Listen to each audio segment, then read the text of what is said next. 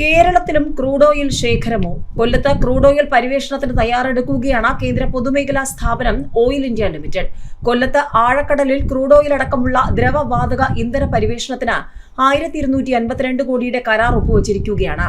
UK ആസ്ഥാനമായ സ്വകാര്യ കമ്പനിയായ ഡോൾഫിൻ ഡ്രില്ലിംഗ് ASുമായിട്ടാണ് കരാർ. ഈ വർഷം പകുതിയോടെ പരിവേഷണം ആരംഭിക്കും. കൊല്ലം തീരത്ത് നിന്നും 26 നോട്ടിക്കൽ മൈൽ അകലെയാണ് പരിവേഷണം. ഇതിനുള്ള കൂറ്റൻ കിണറുകൾ സ്ഥാപിക്കുന്നതിനുൾപ്പെടെയാണ് കരാർ ഒപ്പുവച്ചിരിക്കുന്നത്. കൂറ്റൻ കിണറുകളുടെ രൂപകൽപ്പന, എഞ്ചിനീയറിംഗ്, സംഭരണം, നിർമ്മാണം, ഗതാഗതം, കമ്മീഷൻ ചെയ്യൽ തുടങ്ങിയവയ്ക്കുൾപ്പെടെയാണ് കരാർ.